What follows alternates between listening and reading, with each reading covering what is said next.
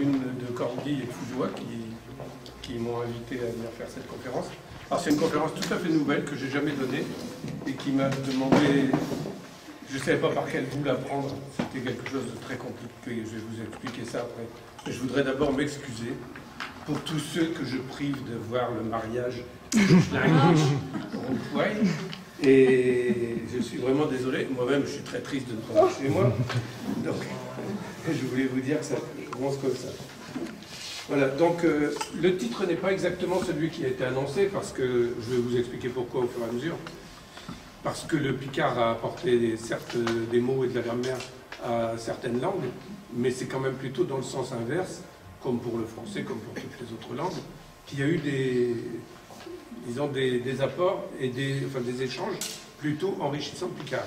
Il n'y a qu'avec l'anglais où on peut dire que le picard, en tant que normano-picard, au Moyen-Âge, a apporté un nombre incommensurable de mots, dont on verra quelques-uns.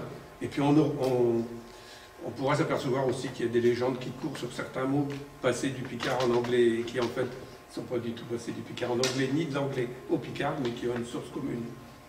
Donc on va voir ça. Alors je commence par un mot. Alors là, bien sûr, on ne le voit pas bien ici. Hein. Alors j'ai mis ma limace. Alors la limace, vous m'excuserez, mais dans mon journal, la limace, c'est le président de la région. Et donc, à cause de la bave, chez nous, on dit « stiki blef » et « stiki ment ». Donc, à cause de ça. Donc, je l'ai mis en plein de langues. Là, venant du sous-sol, il y a en latin. J'arrive pas bien à lire. Ici, en italien.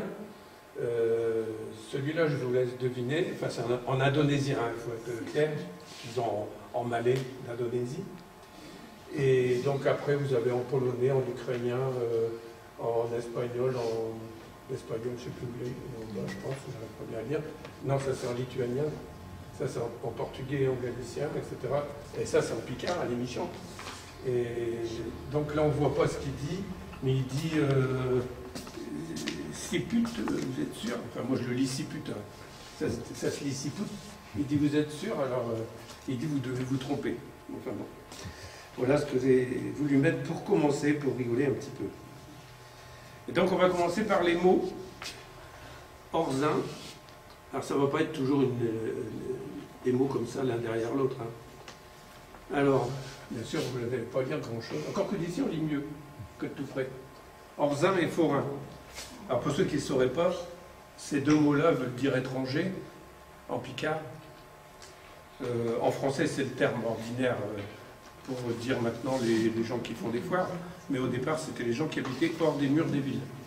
Donc, notamment les maraîchers, c'était des forains. Et les orzins, c'était les étrangers, mais de plus loin. C'est-à-dire plus loin, c'était 3 ou 4 km, hein, le village d'à côté. Alors encore plus loin, ceux qui venaient d'une autre région. Mais ceux qui venaient pour Fouillois, ceux qui venaient de Corby, c'était déjà des orzins. Hein, il faut le dire. Donc ces mots-là, ils viennent... Alors le passage du F au H, ça existe dans beaucoup de langues indo-européennes. On le repère en espagnol avec herrero, là où on dira le forgeron, etc. Tout ce qui concerne le fer, les mots espagnols qui commencent par H, souvent commencent dans les autres langues autour par un F. Et donc, or et fort, ce sont des mots de même origine. Foris en latin pour fort, et orzin, c'est du côté germanique. Donc, ces mots-là, alors vous allez voir toutes les relations qu'il y a avec les langues, c'est dommage qu'on ne voit pas mieux, mais dans toutes les langues indo-européennes, on a ce D et ce R. Alors le D, c'est comme en indo-européen, ça fait douer, et vous avez door en anglais, et sans que ce soit en relation, vous avez dehors pour dire dehors en picard, donc c'est à peu près le même mot. Vous avez deur en néerlandais, et puis tur en allemand, etc. Et tous ces mots-là, c'est de la même famille, et qui veulent dire hors, en dehors. Alors, je vais vous montrer la carte des influences sur le picard. Là, c'est pareil, si on voit les couleurs quand même. Donc, je vous ai dessiné ici la zone picardophone, qui suit quelquefois les limites de département, mais pas toujours. Alors j'ai mis en bleu tout ce qui a une influence flamande. Je dis bien flamande, je ne dis pas néerlandaise. On va en voir d'ailleurs un exemple tout à l'heure.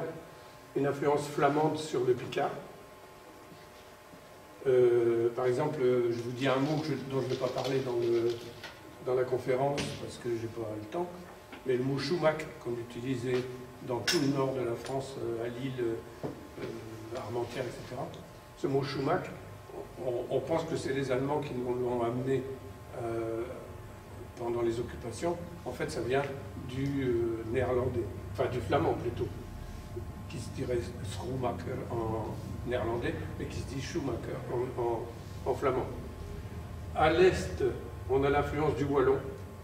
Alors là, c'est toute une discussion entre picardophone et wallophone, wallonophone ou wallophone. C'est toute cette zone qui est revendiquée en Belgique par les Wallons sous le terme wallon occidental, mais qui est pour les linguistes plutôt à rapprocher du wallo-picard ou du picardo-wallon. À la Louvière, c'est nettement du picard. Il faut être de mauvaise foi pour dire que c'est pas du picard. Il n'y a aucune caractéristique, sauf dans la conjugaison avec le wallon. Dans toute cette zone-là, c'est une influence du champenois. Le champenois est une langue qu'on peut dire, dans ces régions-là, de moins morte. On n'a plus personne qui parle champenois.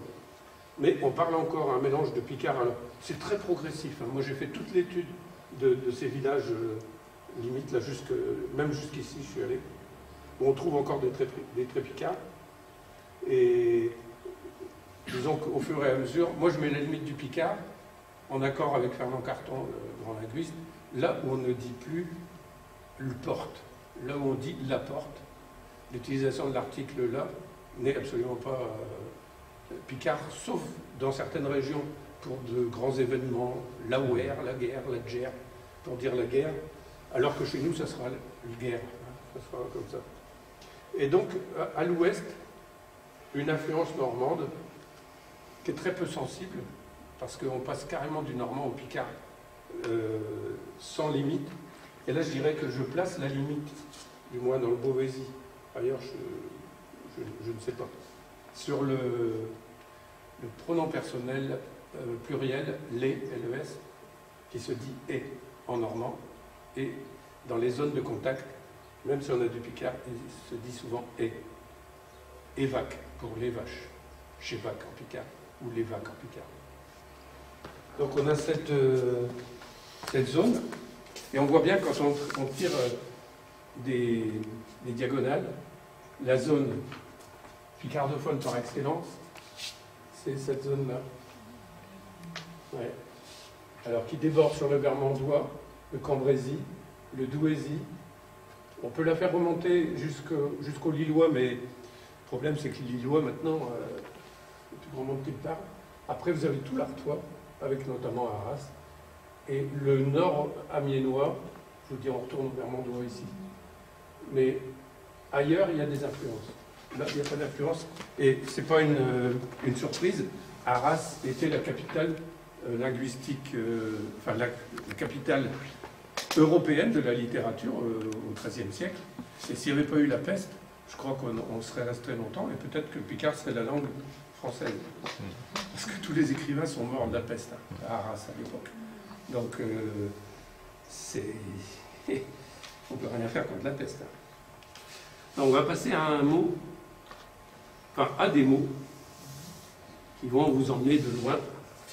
Donc, d'habit, il y a un de l'habit qui est là, il va nous expliquer tout ça. Habit, donc pour l'abbaye, à Papin. Ça peut être le joueur de foot, comme vous voulez. Donc ça, c'est un mot, donc, enfin, ce sont des mots, toute une famille de mots, avec un P ou un B. Hein. S'ils sont encore sémites, c'est-à-dire hébreu, arabe, araméen, etc., ils sont avec un B, et quand ils sont, disons, rentrés dans les langues européennes, pour la plupart, sont avec un P. Mais il en reste, les plus proches de la religion ont gardé le B. Par exemple, tout ça, ça vient de père. Vous voyez, bon, un père, donc papa, hein, le mot le plus de départ. et les pères qui étaient les abbés. Et donc vous avez l'arabe Abou, qui veut dire le père. Vous avez tous les mots anciens, comme vous voyez le Tameshak. Alors, que je vous donne des explications. Le Tameshak, c'est-à-dire le Touareg, je ne le vois pas de tout près, ici. Se lit de droite à gauche, comme l'arabe. Donc ça s'écrit B-A, c'est tout ce qu'il y a. Mais parce que la première lettre ne s'écrit pas, normalement on n'écrit pas la consonne. Donc c'est un double I2. En berbère moderne, on met un accent circonflexe pour montrer qu'il y a deux B. Ça fait donc Abba. C'est donc aussi le père. Vous voyez? Est-ce que vous le voyez?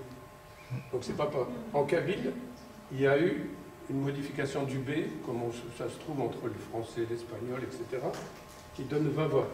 Et là, le kabyle, qui est aussi une langue berbère, s'écrit de gauche à droite. Hein, donc c'est écrit comme ça, va. Le A étant le même, c'est un point. Donc, alors ici, vous ne verrez pas tous les alphabets. Hein, donc je parle du phénicien. PowerPoint refuse tout un tas de polices d'écriture parce qu'elles ne sont pas en true type. Et donc il me les a refusées. Et donc vous ne verrez pas le phénicien, mais c'est Abou en phénicien. Mais ça ressemble un peu à ça, à part le A, qui est presque le même que le nôtre. Donc là c'est en syriaque. Ça, ce sont des termes Abou et puis Babou. Pas comme ça. Donc ça se lit aussi de droite à gauche. Et c'est encore utilisé dans les églises chrétiennes d'Orient, le syriaque. Alors vous avez aussi des langues non indo-européennes, ni sémitiques, comme le chinois qui dit Baba aussi. Vous disait bien Baba, hein, facile. Et puis d'autres langues comme le hongrois, Papa, et le géorgien, Papa. C'est un P un peu spécial. Et puis, même le khmer, Baba, ça c'est de gauche à droite aussi, comme vous voudriez le dire. Donc tous ces mots-là, ça on peut dire que c'est le fondamental, on va dire du monde presque, parce qu'on en arrive, même dans les langues où on dit daddy ou des choses comme ça, on va avoir la forme papa, soit avec l'accent sur le premier, papa, ou papa. De là vient le nom du pape, hein. Là je n'ai pas vu tout ça parce qu'il y en a trop à faire, le nom du pape. Et puis, pourquoi j'ai mis papin? Parce que dans la tradition ancienne, celui qui apportait à manger, et donc le papin c'est la bouillie en picard, la bouillie de farine et de lait, celui qui apportait à manger c'était le papa. Donc papin c'est hérité de cette partie-là. Et donc vous passez d'une abbaye au rabbi à papa, à un papin, et puis au pape. Je n'ai pas étudié là, mais vous pourrez le revoir si vous lisez Champico. Oui, je vous l'ai dit ou pas? Je me souviens plus. Je vais vous le dire en tout cas. Vous pourrez voir même la liaison entre soupape de voiture et ça. Vous verrez, donc je ne vais pas rentrer dans le truc, mais donc un cardinal, c'est un soupape, il peut aussi avoir une liaison avec les soupapes de voiture, vous voyez? Comme quoi on peut aller loin. Alors on va commencer par les familles de langues celtiques, qui sont des petits restes dans la langue picarde actuelle. Les langues celtiques ont été très importantes avant la conquête romaine, donc disons jusqu'au IIe siècle avant Jésus-Christ. Et il en reste peu de choses, sauf dans la toponymie. Vous voyez, un mot qu'on rencontre partout en France, c'est Condat, Condé, Condette, qui veut, c'est l'ancien nom de Rennes, hein, qui veut dire le confluent des rivières. Et ça, c'est resté. Et on en trouve partout. Et alors, c'est pas typiquement picard. Alors qu'en picard, on va voir quelques mots qui sont restés du gaulois, parce qu'en fait, chez nous, c'est le gaulois essentiellement qui a laissé des traces. Peu de traces, mais il en a laissé quand même. Alors, donc, les Celtes ont leur centre d'origine du côté de Hallstatt, par là. Et là, ils ont donc, dès le 8e siècle avant Jésus-Christ, ils se sont étendus partout. Et vous allez voir que c'est très important. Il y en a qui sont allés en Turquie. Vous allez voir après pourquoi. Donc ça, c'est les mouvements avant Jésus-Christ. Et après Jésus-Christ, vous avez les Britons qui sont allés remplacer les Celtes qui n'existaient plus, déjà à l'époque, vers le VIe siècle, qui n'existaient plus en Bretagne, et ils sont venus ramener des Celtes en Galicie, où il n'y en avait plus non plus. Et donc, en fait, les Bretons et les Galiciens sont des gens qui viennent de l'actuel Royaume-Uni, l'ouest, disons, la partie britannique, ici, c'est-à-dire l'ouest du sud de l'Écosse, le Pays de Galles et la Cornouaille, et qui sont descendus après pour réalimenter un peu. Et c'est un peu grâce à ça qu'on a encore quelques langues celtiques en Europe. Alors, quelques mots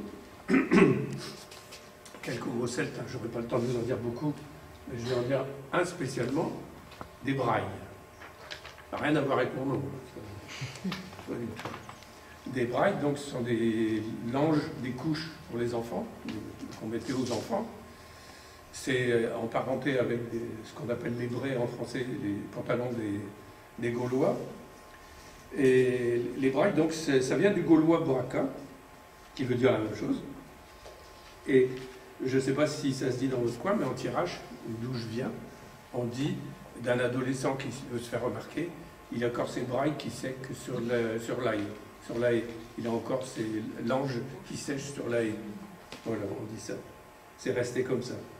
Donc ça existe encore dans pas mal de langues, et notamment en albanais, j'ai découvert ça, breka, qui veut dire un caleçon, une culotte.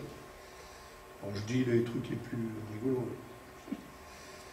Alors après, on va passer à un autre mot. Alors celui-là, il a un intérêt assez extraordinaire. C'est le mot car ou cario. Alors, si vous êtes étonné par la graphie qui est là, c'est la graphie uniformisante picarde que j'utilise pour pouvoir rassembler toutes les graphies picardes. Cario, écrit OE, comme ça peut se lire carieux ou cario, l'un ou l'autre. Donc ce mot-là vient effectivement du gaulois, peut-être pas directement du gaulois en picard, peut-être repris par une forme de ce qu'on appelle le latin vulgaire. C'est un terme très pratique pour mettre tout ce qu'on ne trouve pas dans le latin classique et qu'on ne connaît même pas. On ne le voit jamais écrit, ce latin vulgaire. On le présuppose comme l'indo-européen, etc., à partir des sources qu'on a. Et donc le gaulois et l'ancien celtique, hein, je pense que l'ancien celtique est plus important là-dedans, donnait carros ou carum pour désigner un véhicule à 4 roues, donc un char, ce qu'on appelle un char en français. Alors ce mot a été repris en latin avec cara, carus. Et le mot car en français, pas en picard, le mot car en français, lui, vient de l'anglais. Le car pour désigner en français un autocar, ce qui n'est pas le cas en Angleterre, puisqu'il y a qu'autre chose. Donc c'est pas la même chose. Et donc le mot carriage en anglais, ça fait carriage en picard. Alors on pourrait dire les mots anglais avec car viennent du picard, normano-picard, puisqu'on a apporté ça, on a apporté tellement de mots à l'anglais qu'on dit d'ancien français, et définissez l'ancien français, et je vous donne une médaille si vous y arrivez. Donc ce mot car en anglais est très peu probablement venu du picard, parce qu'il existait dans les parlers anglais anciennement cette racine car avant l'invasion des Normands après Hastings. Donc c'est toujours la même chose, hein. Ça sera pareil avec l'espagnol. On dira tel mot c'est comme en espagnol. Le problème c'est qu'il existait au XIIe siècle en Picardie. Or les Espagnols sont venus qu'à partir du XVe siècle. Donc ça ne peut pas être parent. Enfin, ses parents, ça vient du même truc, quoi. Du même, Alors on va dans les mots les plus incroyables.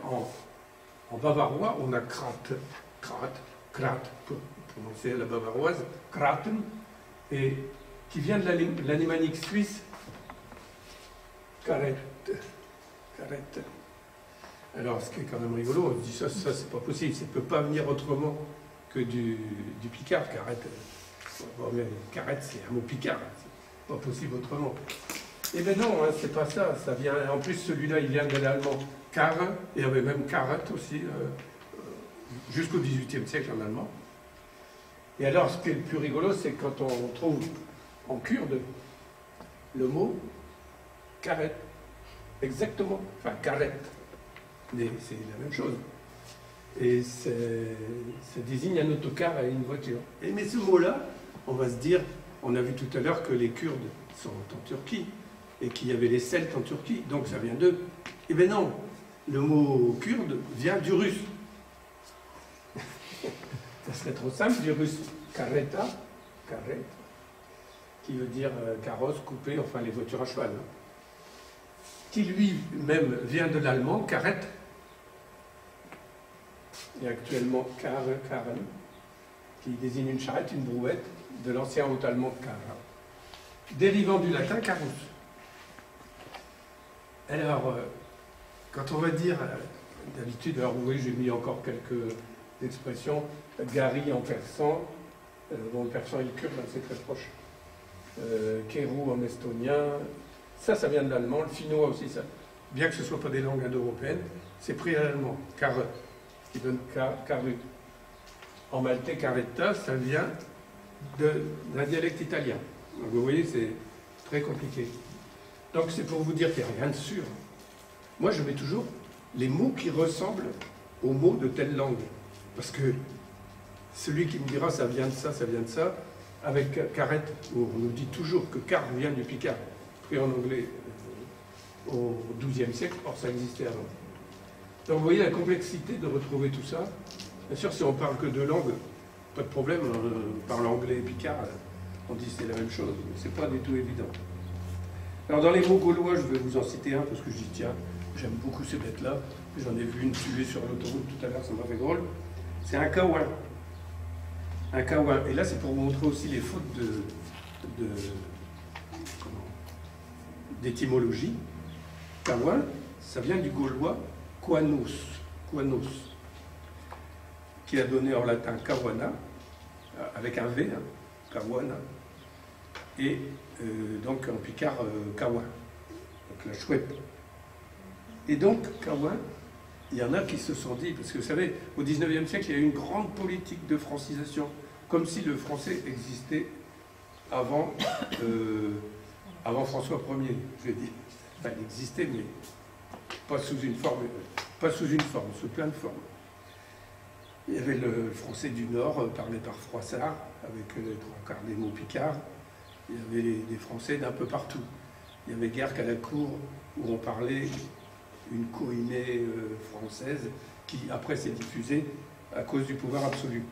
Donc on a fait de Kaouin, on s'est dit un K c'est un chat, ou un ça doit être huant. Donc on a dit c'est un chat huant. Ça tombe bien parce que le chat huant il fait il hu. Donc on a fait une fausse étymologie en disant que Kaouin ça vient de chat huant. Et c'est faux, ça vient du latin kawana. Vous voyez, enfin avec le gaulois avant. Vous voyez qu'on peut se tromper quelquefois. Le chêne, par exemple. Le chêne, en latin, ça se dit quercus. Et quercus, on nous dit, c'est l'ancêtre, il y a chêne, ken. Et oui, le problème, c'est que ken, il n'y a pas de R là dans ken. C'est pas le même mot. Donc ken, ça vient de kassanos en gaulois. Et là, on voit bien pourquoi il y a un S quand on écrit quénois ou des choses comme ça. Parce qu'il y a Kassanos, il y avait un S. Et donc le chêne, ça vient du gaulois, et pas du tout du latin, comme on essaie de nous l'entuber. Mais maquien, ça vient de kuno, en gaulois. Et ça vient pas de... Canus. Ouais, de canis, en latin. Je n'ai pas écrit, mais... Même des choses... des racks pour dire de la boue, dans des fondrières, des choses comme ça. Ou raquer, même cracher. Ça vient du gaulois aussi, ça. Il y a des mêmes mots, à peu près, mais en gaulois. Et on le retrouve dans d'autres langues celtiques. Et on trouvait j'ai du mal à le dire, radclo, qui voulait dire cracher aussi. Et le même mot, hein, racler la gorge, ce que je vais certainement faire plusieurs fois cet après-midi. C'est la même source. Après des mots, le saule-marceau, vous connaissez peut-être, on dit un salinque dans certaines régions, dans d'autres régions on dit simplement un salinque. C'est pareil, ça vient du gaulois salico qui veut dire un saule. Et c'est de là que vient l'acide acétylsalicylique. Voilà, donc vous voyez, on fait des petits voyages comme ça. Et le blaireau en gaulois, ça se disait tasgos ou tascos, et en picard, ça se dit tasson. Et de ce mot-là dérive en français, j'aurais dû écrire tout, mais je n'ai pas tout écrit, dérive en français tanière. C'est-à-dire la tanière, c'est là où vivait le tasson, c'est-à-dire le blaireau. Vous voyez ? Non, maintenant, je vais dire quelques mots latins, quelques mots picards qui sont proches du latin. Alors là, bien sûr, évidemment, le picard, c'est une langue latine, une langue romane, donc en majorité latine. Et donc, je vais simplement parler de quelques mots qui sont quand même typiques du picard, comme le verbe accater. Alors, quand je dis qu'ils sont typiques du picard, c'est parce qu'ils conservent le son d'origine latin, le K, non, accater, hein, à la place d'être palatalisé comme le français, qui passe à acheter, donc qui a transformé le que en che, qu'on retrouve dans le chat aussi, on va le voir après. Tous les mots picards, du moins, je vais dire, jusqu'à la fin du 19e siècle, disait un chien. Maintenant, dans l'ouest picard, on dit plutôt un chien. Et c'est un truc très très récent, et que je ne comprends toujours pas pourquoi on est passé de chien à chien. J'ai simplement des économies d'écran, bon, d'accord. Je suis rassuré. Je travaille en ce moment sur un lexique de... Je ne me souviens plus de son prénom. Grard. Sur la région d'Abbeville, entre 1864 et 1885. Il n'y a aucune palatalisation. On dit un ken, on dit un chêne, on dit un kien, etc. Donc c'est très récent, hein, l'apparition. Je ne sais pas ce que ça va donner. Donc pour accater, ça vient du latin accaptare, hein, donc saisir. Alors il y a del coche, pour dire de la chaux. Là on voit bien, coche, chaux. Le maintien du son g, gan, pour dire jaune, à la place de jaune. Les glanes, ou glaines, les poules, gallina en latin, donc c'est le même principe. Le maintien de la prononciation du V latin qui se prononce oué. Alors ça met des ambiguïtés quelquefois. Par exemple, ouet, qui veut dire guêpe. Est-ce qu'il vient du latin vespa, écrit avec un V, ou du germanique vesp avec un W? Ça, c'est pas tranché. Alors pour la prononciation oué des mots picards qui viennent des langues germaniques, ce « we » vient du flamand, il ne vient pas du néerlandais comme on le dit de temps en temps. Parce qu'en néerlandais, on ne dit pas « we ». Il y a un son intermédiaire entre « we » et « ve ». Donc c'est pas la même chose. Et vous allez voir que le flamand, qui est quand même assez méprisé, il a apporté énormément au picard. Alors par exemple, dans le verbe « inwarner », qui veut dire « engainer », enfin c'est la transcription « engainer », un ouane, c'est une gaine, c'est aussi un vagin, c'est tout ce qui est comme ça, ça vient de wagina, vagina, si vous voulez prononcer à la française, qui veut dire une gaine. Et donc on prononce toujours en picard le we pour ce mot-là. D'autres mots, comme qui ne sont pas dans ce rapport-là, mais comme un anette pour dire une canne, et quelquefois même un canard mâle, ça vient de anas en latin. Et alors c'est marrant parce que c'est un mot qu'on retrouve dans un nombre de langues absolument incroyables, des langues indo-européennes. On peut remonter au sanskrit où au sanskrit, il y avait ati. En fait, donc, dans Anet, les mots importants, c'est les consonnes, les lettres importantes sont le A et le T. Le mot ati en sanskrit, qui veut dire un oiseau d'eau, un oiseau aquatique. Mais l'allemand end, c'est la même chose. C'est la même racine. Et je crois que je l'ai dans d'autres langues. Même en basque, il y a quelque chose qui ressemble à raté, mais qui doit venir du latin. Bon, je vais arrêter là parce que sinon je n'arriverai jamais à parler de la moitié des choses.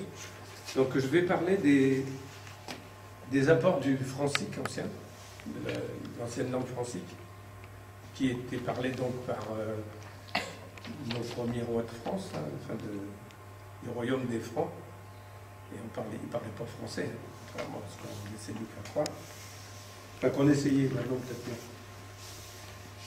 Et donc, je vais notamment parler d'un, alors vous verrez, il y en a beaucoup d'autres. J'ai parlé du mot agache en picard, qui vient du germanique, mais je ne vais pas en parler là, c'est trop long.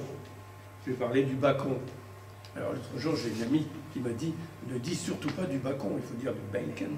Je dis, oui, mais vu l'origine, on ne va pas dire bacon. Bacon, c'était simplement du lard en picard. C'est toujours du lard, d'ailleurs. Et ça vient de l'ancien francique bacco, qui veut dire la même chose.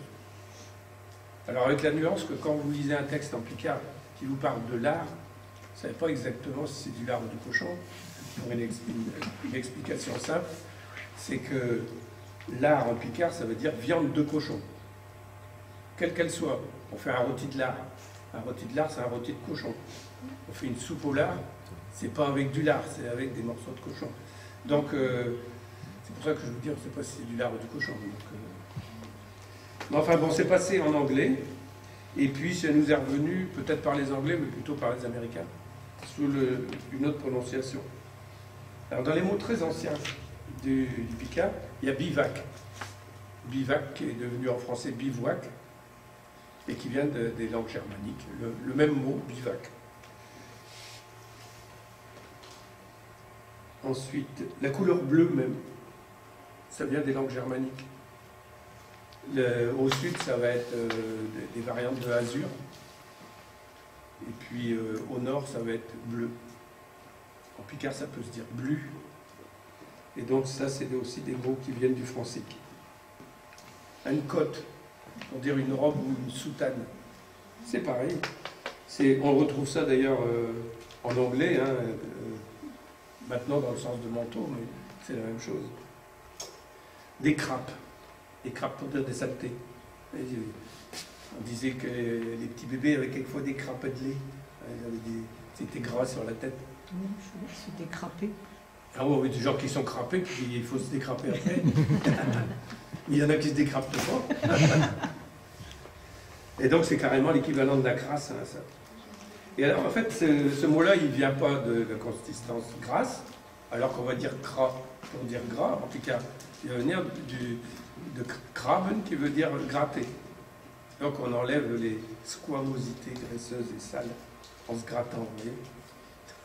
C'est-à-dire creuser aussi, en allemand. Oui, c'est ça, voilà. Ouais. Mais c'est un peu le même geste hein, qu'on fait, hein, comme ça. Il y a souvent ça à faire pour l'étymologie. Moi, je vous dis, il n'y a aucune certitude dans ce que je vous dis là. Enfin, moi, je vais rester modeste. Mais ce sont des mots qui se ressemblent. Voilà. Qui ont peut-être la même origine, peut-être pas. Sans doute pour certains, il n'y a aucun doute. Mais pour d'autres, on ne sait pas. Alors, des garnons, des moustaches. Et donc, ça, surtout notamment les moustaches des chats. Alors, c'est toujours en rapport avec la tignasse, avec les poils, et en même temps l'allure que ça donne presque de grandes dents quand c'est des moustaches à la... J'arrive pas à retrouver son nom. Vercingétorix. Voilà, Vercingétorix, les Gaulois, des trucs comme ça. Le mot une gauche, une jauge en picard, une gauge, ça vient d'un mot francique qui veut dire une perche. parce que pour jauger, on trempait une perche. Mais c'est quelquefois tout simple. Hein. Mais dans les langues, on s'enrichit en prenant des mots d'autres langues quand il n'en existe pas dans sa langue. Ce qui est terrible, c'est quand on a des mots et qu'on prend d'autres. Moi, je vois le mot challenge qui remplace, alors que le mot challenge, il vient lui-même du picard calanche, qui voulait dire une opposition, une bagarre. Le mot challenge qui remplace défi, pari, gageure, etc. Il remplace plein de mots. Il n'est pas utile, challenge. À part ici, vous ne m'entendrez jamais le dire. Puis avec celui-là. Non, mais c'est pour ça que je dis, pourquoi prendre des mots qui ont déjà leur équivalence. Alors, ça, je ne vais pas le faire, il est trop long.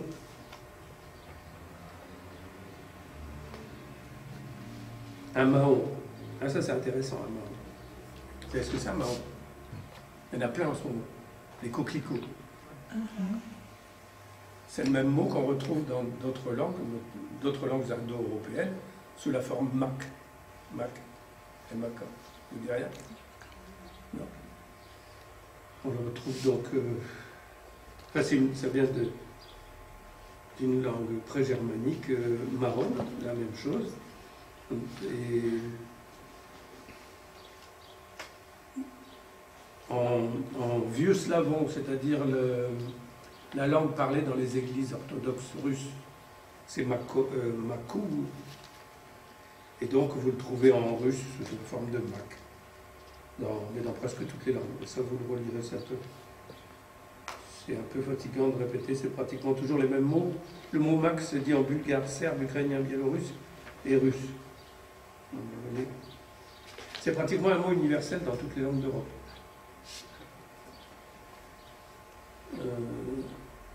Du oison pour dire du gazon, c'est pareil. À noter que cette année, je donne des cours de Picard au collège du Nouvion, que j'ai une élève qui s'appelle Oison et une élève qui s'appelle Tinmatine, qui en berbère veut dire prairie, au pluriel. Ce qui est quand même rigolo, j'ai les deux, ça veut dire la même chose. Il n'y a pas de même origine.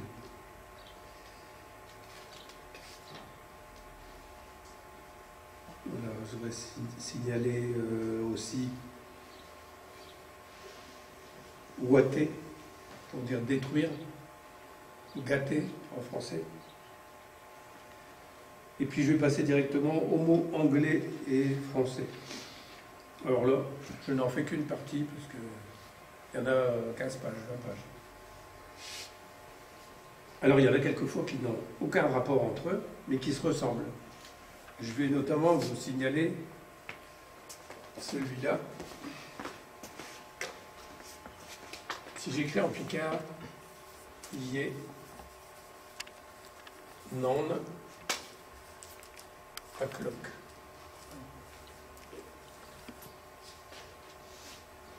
Donc non, c'est midi. Vous le voyez, non? Il est midi aux cloches. C'est-à-dire qu'on entend qu'il est midi. En anglais, vous avez o'clock. Oui, il y a un CR. Oui. O'clock.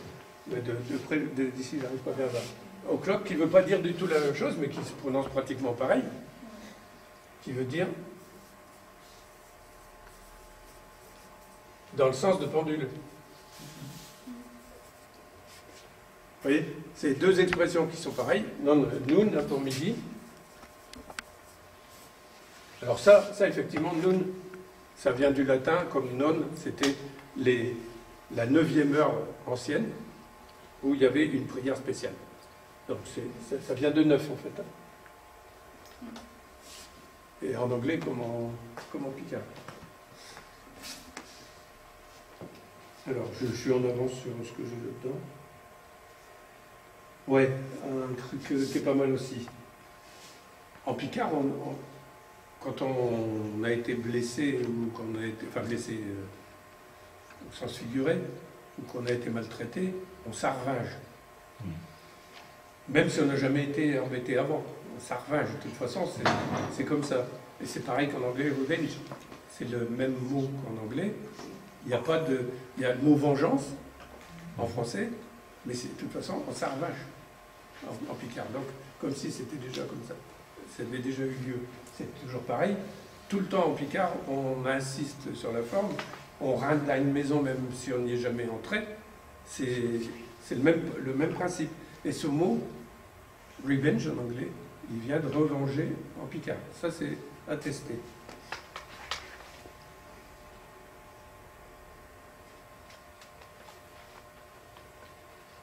Après, il y a tous les mots de la famille, ramimbré, ramintuvé, etc., qui sont comme remember en anglais, c'est la même chose. Mais bon, vous le lirez sur Internet, j'ai pas le temps de voir tout ça, parce que j'ai des choses très intéressantes à vous montrer après.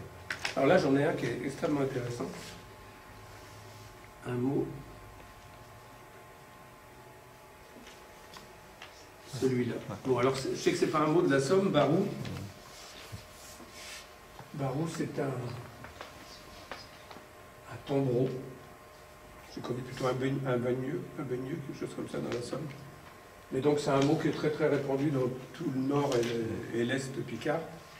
Un barou, pour nous, c'est une petite charrette à 2 roues qu'on dévacule quand on veut la vider. C'est-à-dire on renverse en arrière. Et surtout, les barous, ça sert surtout à carrier fier, à charrier le fumier. Voilà. Alors, là, je vais peut-être me mettre à dos quelques linguistes, mais barou, pour moi, c'est le mot de base pour tout ce qui est porté. Il y a toujours ce fameux, dans toutes les langues, et notamment les plus anciennes, vous voyez en sanskrit, c'est bharti.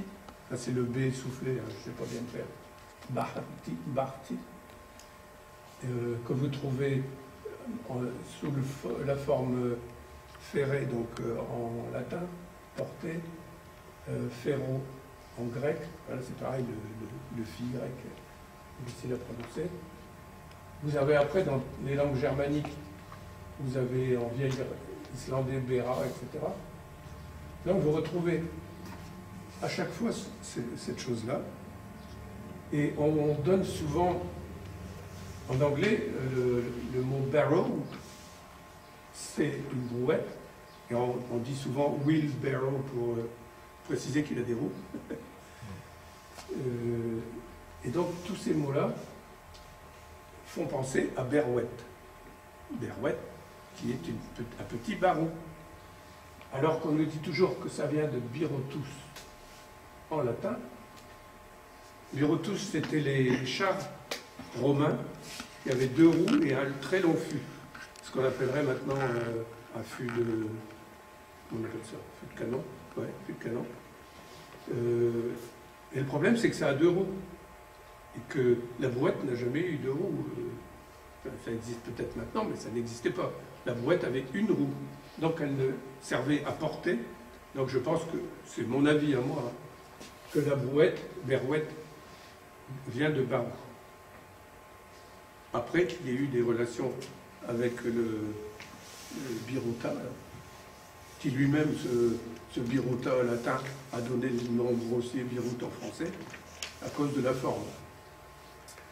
Enfin, vous voyez, donc il y a... Alors j'ai même retrouvé ce mot-là dans une langue d'Amérique centrale, et absolument, j'ai trouvé bourra avec un H au bout.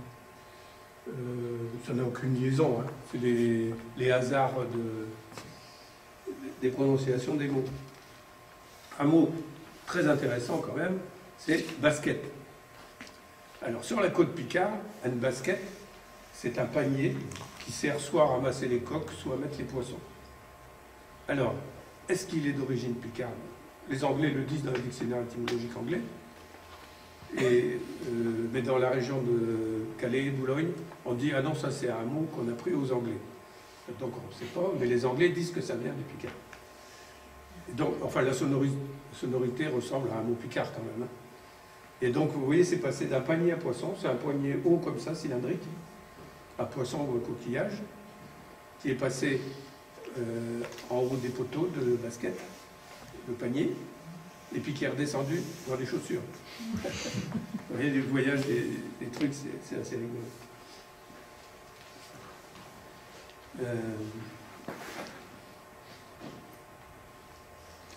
Un bourrin. Un bourrin, là, il y a une hésitation à savoir si ce mot-là vient de l'anglais, bourg, ou du flamand, bourg aussi, bourg. Parce que la guerre des bourgs, vous voyez ce que c'est? Un bourrin, c'est un paysan. Donc, enfin, ça vient de la terre, en fait, c'est les gens qui travaillent la terre. Et donc, c'est possible que ça vienne de là, soit de l'anglais, soit du flamand, et plutôt du flamand que de l'anglais. Hein. En allemand, c'est Bauer, le paysan. Oui, c'est ça. C'est une langue germanique, de toute façon. Alors, encore un mot qui vient qui est germanique, c'est du brin de vin.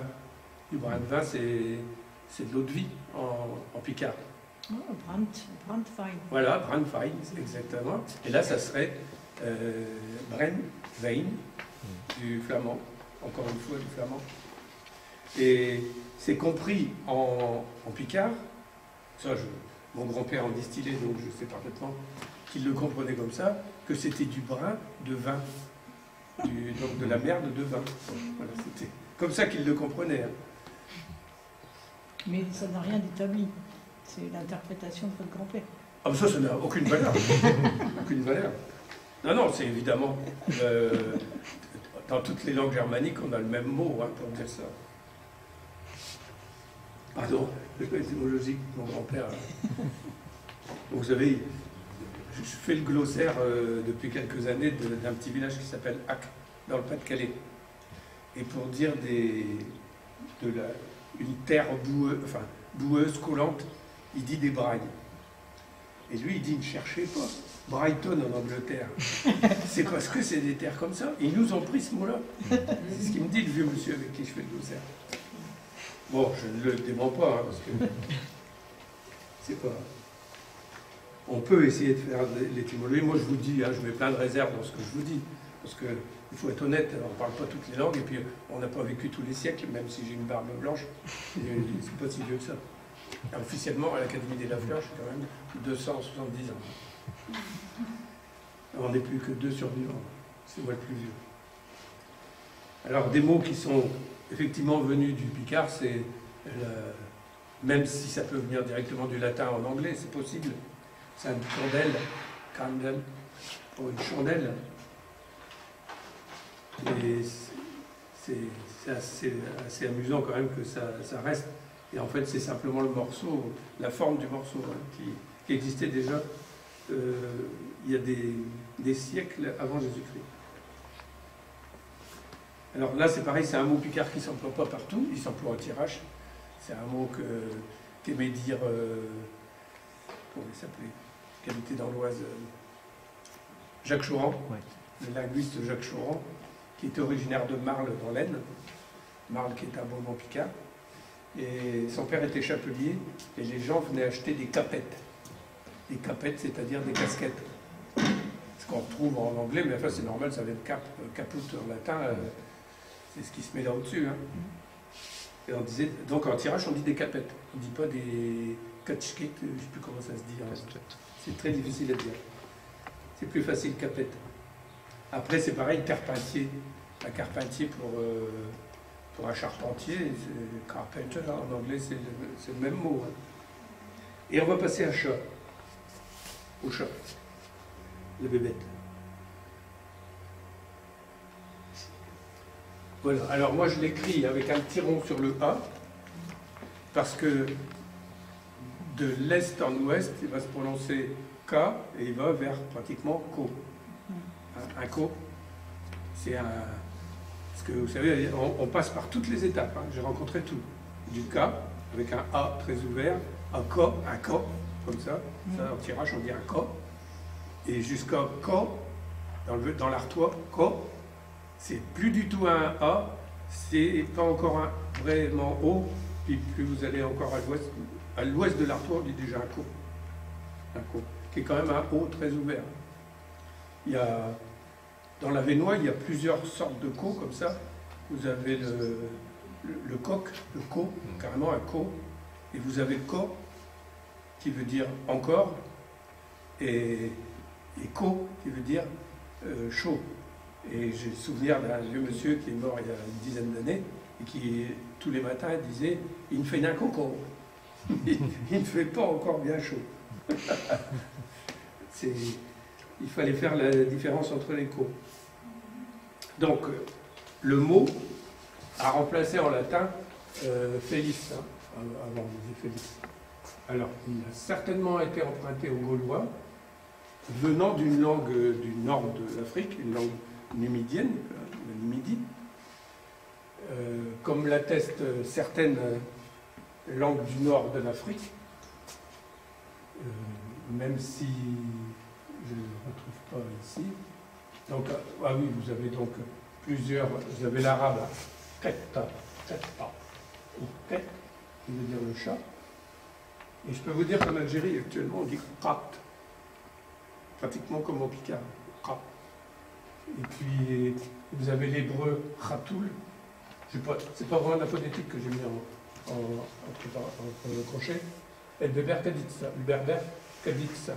Alors là, vous voyez, ça c'est le D, avec un accent circonflexe dessus, ce qui ne se fait pas en touareg, et ça veut dire qu'il y a 2 D, 4 dits. Alors ça c'est un alphabet, l'alphabet berbère est une merveille du monde, c'est pratiquement l'alphabet phénicien, et qui a donné l'alphabet grec après, d'un côté, l'alphabet arabe de l'autre côté, l'alphabet hébreu. Il a donné tous les alphabets, l'alphabet phénicien. Et le berbère est resté pratiquement au stade du phénicien, à part qu'on l'a voyélisé maintenant, depuis quelques siècles. Ouais. Ça c'est le A, le A, le D. Alors souvent, il n'y a que, pour les consonnes, il n'y a qu'un trait à rajouter pour avoir la lettre grecque. Ouais, le D, vous le mettez dans l'autre sens. Vous le mettez là, le D, vous voyez. Le trait, je veux dire. Mettez un trait là, ça fait le delta. Ça c'est le S, c'est ce truc comme ça. Et vous avez le N par exemple, c'est un seul trait. Pour mettre un deuxième trait, ça fait un nu grec. Le nu. Le M, c'est comme un crochet, là, les crochets des parenthèses. C'est un crochet. Vous rajoutez un petit trait, ça vous fait le mu grec. Enfin, le R, c'est un rond, un O. Vous rajoutez un trait, ça vous fait le rho grec. C'est extraordinaire. Après, vous pouvez repartir dans un autre sens pour arriver à l'alphabet arabe et l'alphabet hébreu. C'est extraordinaire. Parce que l'alphabet hébreu et l'alphabet arabe, il y en a un qui est en spaghetti et puis l'autre qui est assez concentré. Donc quand vous les prenez, vous arrivez aux mêmes lettres à peu près. Donc ce mot-là, il s'est imposé un peu partout dans le monde. Il y a 2 familles de mots dans le monde pour dire achat. Ceux qui utilisent le que et le t, et puis ceux qui utilisent le m, dérivé de genre miaou, quoi. Et notamment en berbère, il y a les 2. En berbère, il y a des mots où il y a le son, maou, des trucs comme ça. En chinois, c'est mao, hein, le chat. C'est vrai? Ah ouais, c'est vrai. C'est pour ça que quand il y a eu les froids entre l'Union soviétique et la Chine, les Russes passaient devant l'ambassade de Chine à Moscou en faisant Mao, Mao, Mao. Ils faisaient le chat, mais en fait ils disaient Mao en même temps. Ils se moquaient comme ça. Alors, je vais tout de suite aller plus loin. On va aller voir d'autres choses intéressantes. Alors attendez. Alors là, sur Internet, vous verrez beaucoup mieux les fichiers. Cron, c'est intéressant quand même. Ça a été Cron. Ma grand-mère, une fois, avait refermé la porte de sa maison trop rapidement. Et il y avait le chat qui avait sa queue qui était encore là. Et elle me disait, il a ce que tout Cron. Donc le Cron, c'est tordu. Et quand on ne parle pas bien, ma grand-mère était capable de dire ça, en disant que, surtout quand on est un peu léger dans la conversation, ils parlent cron, les gars. Ils parlent cron. C'est-à-dire, ils ne parlent pas tout à fait correctement. Ah oui, puis il y a le dialogue fondamental, je ne sais plus de qui il est ce dialogue-là. Ève qui dit à Adam, te piche cron, tu pisses de travers, et Adam qui lui rétorque, si fait, mais ti te piche à cron cron. Concron, c'est une variante de Croucrou. Hein. Et c'était pour le jeu de mots. Et après, il y a la chose intéressante à Cron aussi. Alors ça, c'est pareil, dans toutes les langues germaniques, vous avez ça. Vous pouvez le voir là. Et dans les langues celtiques aussi. Ça, j'aime pas beaucoup. J'ai du mal. Ouais, alors c'est pareil. En tirage, on dit des ratons pour dire des crêpes. Et donc, on dit alcandelé, si tu ne manges pas de raton, toute l'année, tu picheras Cron. Voilà, si on ne mange pas de crêpes le jour de la chandeleur, on pissera de travers toute l'année. Ouais, bon. Je suis d'accord avec vous, hein, c'est pas d'un haut niveau, mais il faut... Voilà, celui-là, c'est plus intéressant. Alors, j'ai quand même tenu à rajouter les trucs en hiéroglyphes, même si j'ai pas pu les taper. Vous les verrez sur l'autre truc. Je les ai rajoutés là, on ne voit rien. Le mot gatte ou maguette, qui est en fait le même mot. Hein. Alors, certainement, quand Picard, il vient du flamand heit, qui voulait dire la chèvre, parce que le mot gatte et maguette sont tous les deux employés dans le Hainaut. Ailleurs, on n'emploie que maguette, et en tirage, on emploie cab et maguette. Cab, qui est directement du latin capra. Donc ce mot-là, il a... De toute façon, ils viennent tous du même, hein, capra, comme gatte et tout ça. Seulement, il y en a qui viennent par le latin, et d'autres qui viennent par les langues germaniques. Et là, c'est par les langues germaniques que nous, on en a hérité. Alors, je ne passe pas sur tout le détail, parce que c'est un peu trop compliqué. Alors, ce qui est amusant, c'est que ce mot le mot gatte a été transporté dans les colonies néerlandaises, comme un autre mot qu'on va voir après, qui est très intéressant. Et vous n'avez jamais entendu la prononciation Madjet? Madjet, oui, mais ça, c'est la prononciation palatalisée qui date d'un siècle à peu près. Avant, ça ne se disait pas. D'accord. C'est ce que j'ai dit au début. Je travaille sur un glossaire en ce moment écrit à la fin du 19e siècle. Il n'y a pas de palatalisation. Vous avez maguette, il n'y a pas Madjet. Ah oui, c'est incroyable, c'est dans le Ponthieu, maintenant. Dans le Ponthieu, le Vimeux, est-ce qu'on peut avoir ça? On l'a pas du tout chez nous, hein, ça. Madjet? Oui. Moi, ça vient du Santerre. Oui, Santerre, ouais, c'est ça, de la Somme, en fait. Ouais. Alors, j'en repasse un. Je vais vous montrer son portrait parce que c'est fait d'après nature. Le Waouh. Ça, c'était un de mes collègues de bureau. J'aimais beaucoup les jeunes filles. Et en fait, bon, vous ne le connaissez pas, mais déguisé en loup, il est bien comme ça. En loup-garou. Et de la chance que l'éducation nationale n'était pas sévère à l'époque. Voilà, donc c'est Werou, donc c'est un double loup en fait, chez nous, qui veut dire le loup-garou. Et le loup-garou, ça vient de le Waro. Et la troisième ligne, c'est en yiddish. Alors ils ont inventé, ça c'est le ou pour faire le prononcer we, parce qu'ils ne prononcent pas ve comme en allemand. Ils ont fait wer, ça se prononce exactement comme le flamand qui est en bas. Ça se prononce werwolf. Wolf, pardon, wolf, c'est un P à la fin. Et en russe, vous avez werwolf. Je trouvais que qu'il était beau mon loup. Alors Ah oui, un mot que j'aime bien aussi, c'est matra, pour dire un matelas. Alors on l'a pris par l'intermédiaire de l'italien, mais ça vient de l'arabe. Ça vient de l'arabe, matra, qui veut dire quelque chose qu'on jette. Donc ça donne bien l'idée de ce qu'on fait le soir, enfin, pas chez nous, mais parce que nous on a la chance d'avoir un lit, et quand on n'a pas de lit, on jette un truc par terre pour dormir dessus. C'était matra.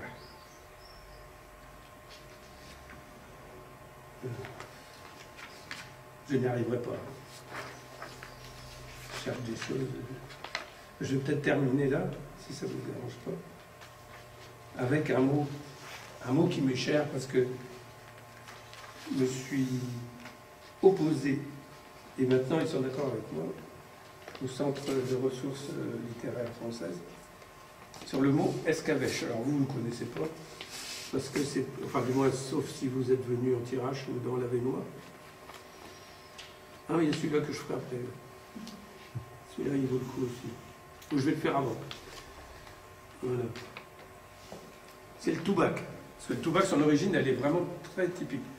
Dans presque toutes les langues, vous avez tabac. Sauf certaines langues du Nord. Pas le néerlandais. Le néerlandais, c'est tabac. C'est pas toubac, ni tobac. Donc vous avez la liste ici de toutes les langues où il y a un O, et non pas. Alors le flamand, c'est tout. Hein. OE, ça se prononce tout. Et vous voyez, il y a quand même pas mal de langues où c'est plutôt tout. Et pourquoi, entre le néerlandais et le français, il y a le A devant? C'est à cause du flamand. Parce qu'en fait, les premiers tabacs étaient importés, et c'est importé de colonies anglaises, avec le O de tobacco, et c'est passé à Anvers, où on a dit tobac. Ça a raccourci un peu le tobacco.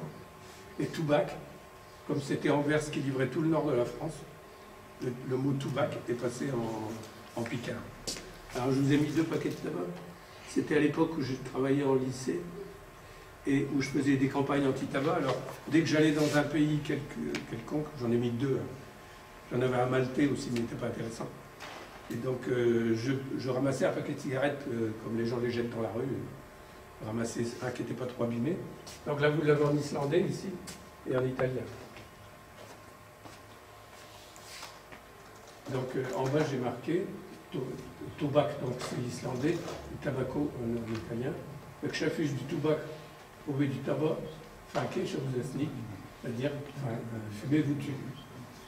Il y a beaucoup de gens qui écrivent funké avec un U, mais ça ne se prononce pas funké, ça se prononce funké, donc c'est avec un I.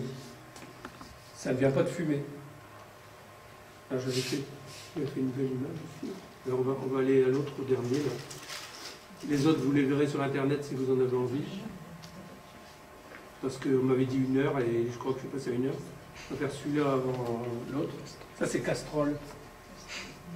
Alors, oui, il y a quelques-uns comme ça pour rigoler, quoi. Donc, ça, je sais pas si les connu ce mec-là, mais on dit que j'ai des casseroles aux fessiers, mais ce ne sont que des mensonges. Je fais de la cuisine picarde, politique, pardon. Vous pourrez dire. Voilà. Alors, Castrol, c'est un mot. Je vais vous montrer. Je pense que j'ai mis le truc. Non, je n'ai pas pu le faire non plus. Ça ne passait pas dans PowerPoint.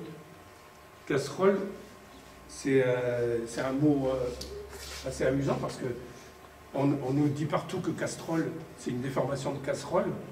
Or, ça paraît être l'inverse. Parce que vous avez l'allemand castrol, vous avez le russe castriola, et énormément de mots avec castrol, et nous, en français, on a casserole. Donc, à mon avis, le mot d'origine est plutôt castrol, avec un T. Et donc je vais passer au dernier. Je ne sais pas, c'est pas le dernier, mais c'est dans les derniers.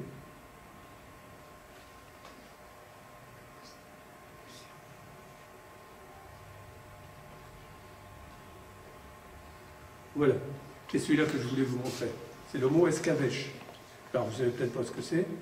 Si vous allez dans le Hainaut belge, dans l'Avesnois et le nord de l'Aisne, de l'escavèche, on sait ce que c'est. C'est du poisson conservé dans un pot en grès, dans une sauce faite de farine et de vinaigre, avec des oignons, des clous de girofle, etc. D'ailleurs, j'ai prévu de faire la recette bientôt et de la mettre dans le champicot. Parce que bon, c'est quelque chose de très bon. Hein. Si vous allez sur la place de Mons, vous pourrez voir dans tous les restaurants, ils proposent de l'escavèche, avec des frites, bien sûr.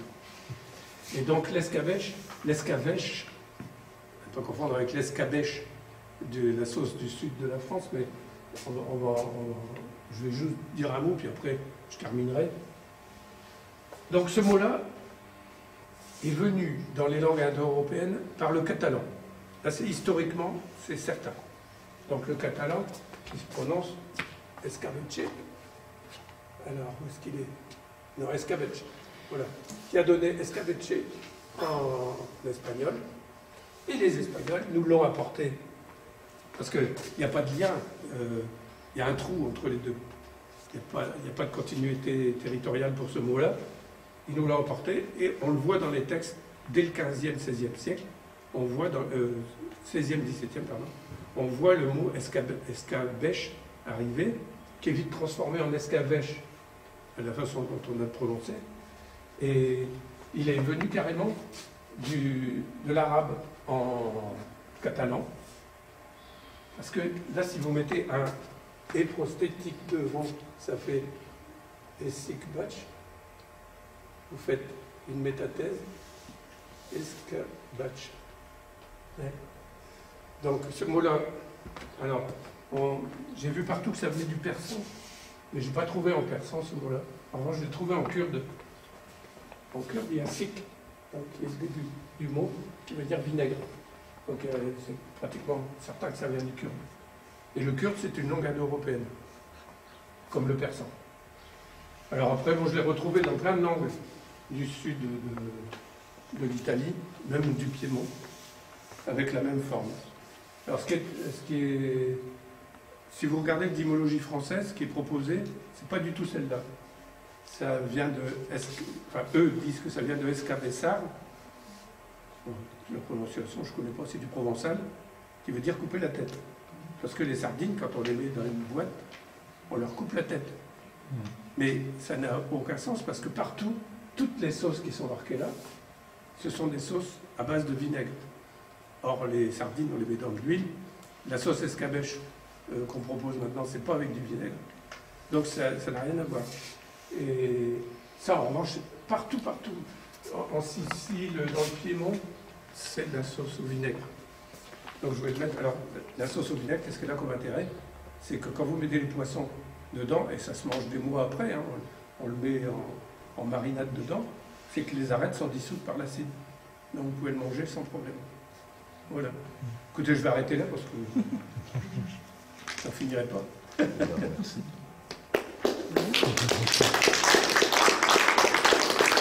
peux répondre à des questions si vous en avez. Les mots crap, en anglais, ça veut dire dégueulasse. Hein, mais oui, c'est la même chose. C'est la même chose. Ça vient de Picard, celui-là. Hein, c'est du Norman-Picard. Hein. Peut-être même pas parce que c'est un mot d'origine germanique. Hein. Je disais qu'il veut dire gratter. Donc il peut avoir son origine germanique. Ah oui, c'est pour ça qu'il faut être très modeste. Il ne faut pas dire ça vient de là, ça vient de là. Moi, j'ai mis partout, vous verrez, les mots qui se ressemblent. Parce que on l'a vu avec O'Clock, par exemple. Ça ressemble, mais c'est pas le même sens. Oui, ça m'a gêné votre histoire de 9e heure pour midi. Vous l'avez tiré de quoi? Parce que chez les Romains, midi, c'était la 6e heure. C'était les heures monastiques. Monastique, d'accord. Ouais, oui. du Moyen-Âge. D'accord. Au Moyen-Âge, c'était la 9e heure. Ouais. Oui, mais voilà, je ne savais pas d'où vous tiriez le 9. Ouais, donc si ça, c'est des moines, c'est parfait. C'est les moines, voilà. C'est eux qui avaient ces prières de nonnes, qui étaient la 9e heure. Ouais.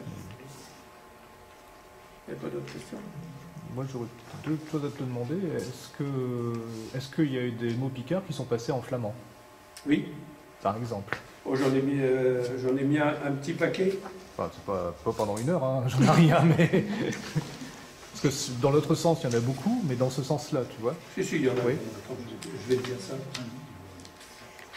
Souvent, on trouve capelle en oui, ça flamand. Ça c'est le truc le plus courant. Capelle. C'est un mot picard passé au flamand, ça? Ah oui.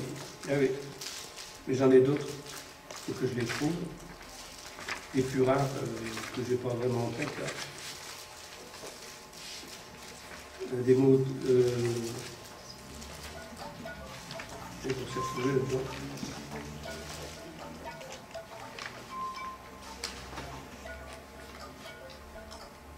Pour indication, quand j'étais en Flandre, il y avait une fête qui s'appelait la fête des Picards en Flandre. Ah oui? C'était les Flamands qui venaient travailler en Picardie, paraît-il, selon l'explication que m'a donnée là-bas. Et quand ils retournaient, on les appelait les Picards. Oui, et quand on les appelait les potobures quand ils venaient.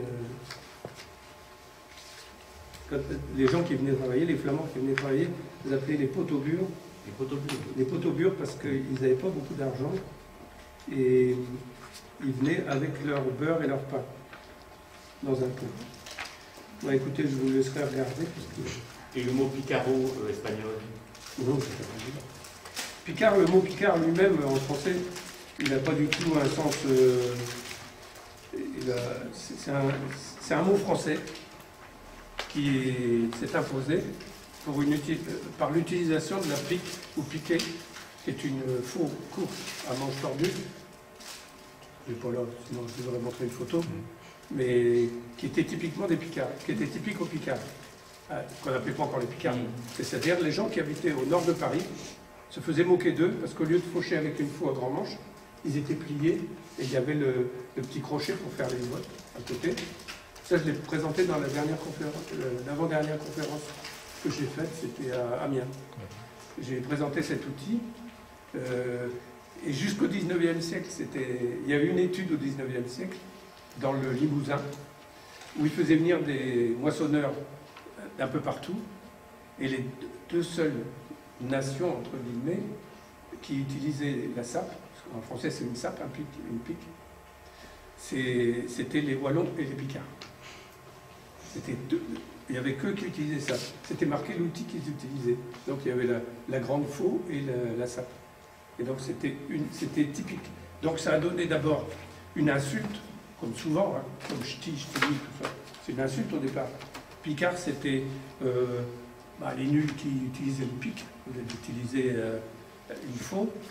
Et puis après, ça a donné le territoire. Moi, j'ai cru comprendre que c'était le contraire. Le mot Picardie est apparu avant le mot Picard. C'est ce que j'ai entendu. Non, mais ça ne peut pas être comme ça.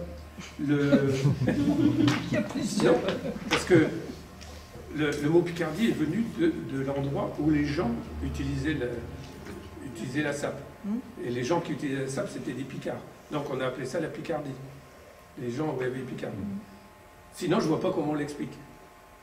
Et après, la langue picarde, elle est venue après, de la Picardie, par rétro-utilisation du mot. Là, c'est sûr que... Bon, moi, je dis Ou alors, c'est peut-être attesté dans les écrits, le mot Picardie apparaît avant le mot Picard, c'est peut-être ça que... Ah non, le mot Picard apparaît bien avant Picardie. Voilà, j'ai peut-être mal. Picardie, il arrive très tard. 15e siècle, je crois. 14e peut-être. 14e, ça, c'est tard. Ouais. On l'atteste dans un texte de Lille au XIVe siècle, je crois. C'est Jean Roisin. C'est le mot Picard qu'on atteste, mais pas Picardie. Picardie, c'est plus tard. Oui, il y a Picard déjà là, oui. Là, il y a le mot Picard, mais pas Picardie. Le mot Picardie, c'est encore plus tard. Dans Roisin. Ouais. Donc c'est la première attestation de Picard.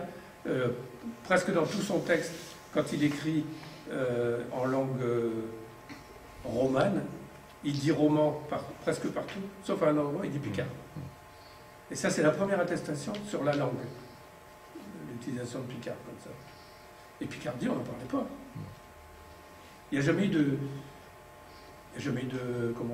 seigneur de Picardie, de prince, de rien du tout, de duc, de comte, rien. Sauf si vous avez regardé le truc sur Charlemagne il y a quelques années, là, une espèce de feuilleton, où il y avait un comte de Picardie, sous Charlemagne. C'était pas mal. Mais c'est un truc américain. Et Jean-Marie, quelques mots Picard passés dans le français. Alors, le premier, c'est camion.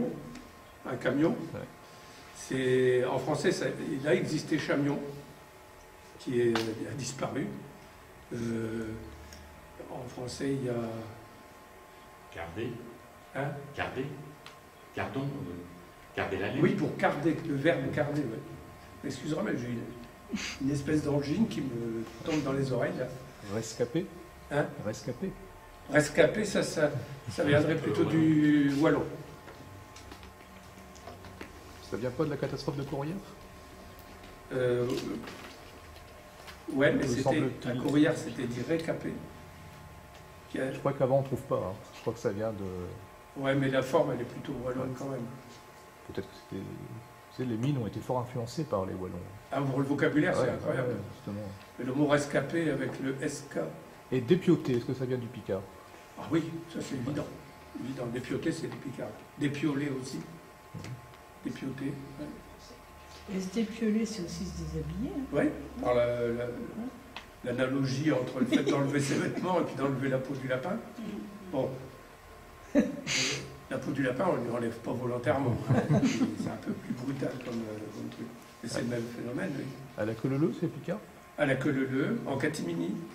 En catimini, c'est Picard? Ouais, c'est Picard, en catimini. Et comment avec le chat alors, Avec le chat, voilà, c'est ça. Ouais. Catimini.